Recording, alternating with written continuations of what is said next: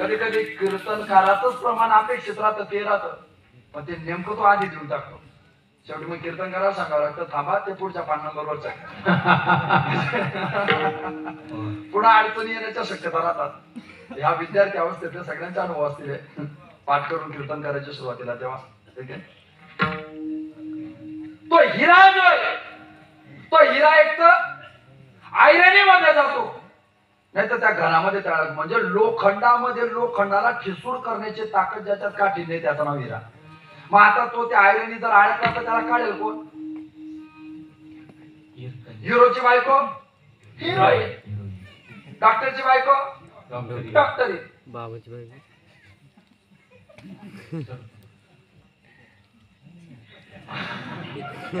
आता काय पाहता का तुम्ही? सरपंचाची सरपंच, शिक्षकाची म्हणजे मास्तराची मास्तर, कीर्तनकाराची अजिबात नाही. ज्यांनी केलं ते टेन्शन मध्ये, याच्यामुळे डबे बंद करायला लावतो ते. अजिबात तुम्ही शूटिंग करता मग तुमचं दोघांना लक्ष आहे. तुम्हाला तुमच्या 2 इंची देवा शपथ कधी टाकलं देतात. मला आवडत नाही. मला आहे ना हे अध्यात्मात नाही घाबरत मी कोणाला, तिथं मी पुरून उरणार आहे. कोणी काही विचारलं ना माझ्यावर सगळ्या प्रश्नाची उत्तर अध्यात्मामध्ये तेवढी मी पण घासलेली आहे. पण माझा थोडा राजकीय पिंड असल्यामुळे मी सध्या घाबरायला लागलो. बाकी मी असं अमोल मिटकीर होणे माझा तो मध्यमंदच आहे समजा, त्याचा झाला तर काही हरकत नाही. तो काय फार मोठा बुद्धिवान असायला भाग नाही. समाजामध्ये ना राजकारणात 2 माणसं यशस्वी होतात. एकदा फुल निगेटिव्ह बोलणारे पण यशस्वी होतात आणि फुल पॉझिटिव्ह बोलणारे पण यशस्वी होतात. पूर्ण निगेटिव्ह बोला तरी तुम्हाला किंमत आहे. तुम्ही आता हे जे चॅनल वाले आहेत ना यांचा बारीक अभ्यास करा. यांच्या चॅनलवर निगेटिव्ह बोलणाऱ्यांना जास्त फोकस मध्ये आणता येईल, कारण टीआरपीच वाढत नाही त्यांचा. त्यांना क्रॉस एक्झामिनेशन मध्ये जो वर्डिंग करेल ना तोच आवडतो. तसं संप्रदाय झालंय. पण नका जो त्या वाटा आपण. तो हिरा जो आहे तो हिरा जर अडकला तर मग तो व्यापारी काय करतो? हिरकणी आणतो, स्त्रीलिंगी हिरकणी. आता हिरकणी काय करते? तो हिरा सायरनीचा असा की हिरकणी लांबून त्या हिऱ्याला डोळा मारते. कमा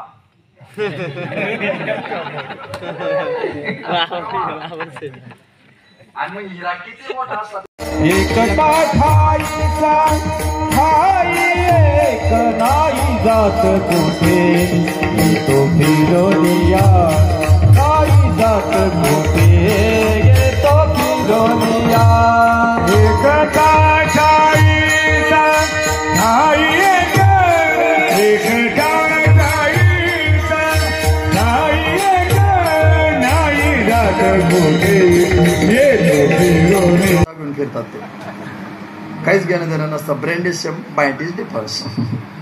आकाराने वाढतो, विचाराने वाढत नाही. ऐका, मग त्या चैतन्य स्वरूपाची ओळख प्रपंचाच्या दृष्टीने विचार केला तर प्रपंच खोटा आहे. बरं देवाचा विचार केला तर सत्यम परम धीमहि सच्चिदानंद. जाऊ दे आपण त्याचं नंतर करू.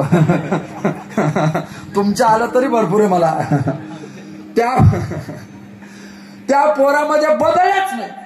तो पोरगा जसं तसा बदला. 1 तास व्याख्यान झालं ना आत्रेला दरारून घाम चालू झाला की 8-12 वर्षाचा पोरगा माझा अपमान करतोय. शेवटी आत्रेने 74व्या मिनिटाला भाषणाचा शेवट केला.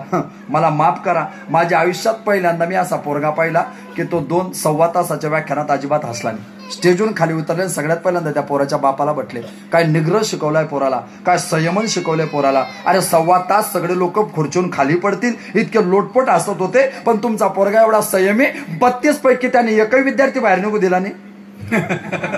सगळे होटाच्या दरवाजात पॅक करून ठेवले, एकही बाहेर निघाला नाही. काय ताकद. पहिल्या मुंगीला एकाने विचारलं तुझ्या मागे किती मुंग्या आहे? ती म्हणे 2 मुंग्या. 2 नंबरच्या मुंगीला विचारलं तुझ्या मागे किती मुंग्या आहे? ती म्हणे 1.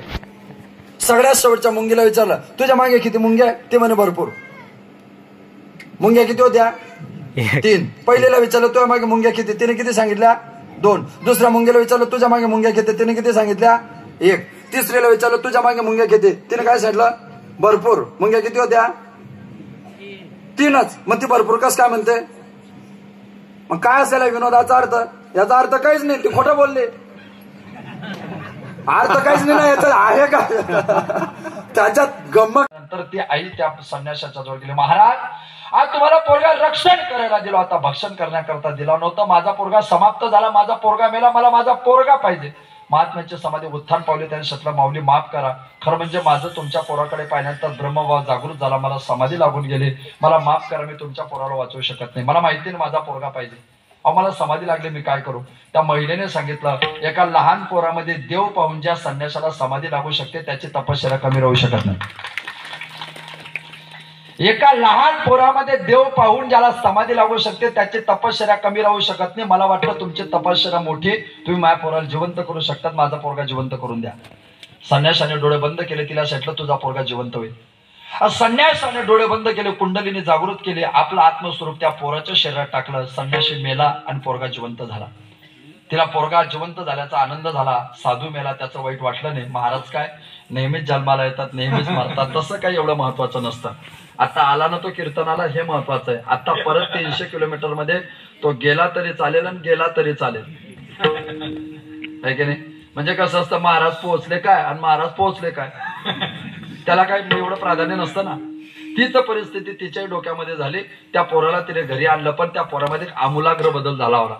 पोरगा हसत नाही, पोरगा रडत नाही, पोरगा बोलत नाही.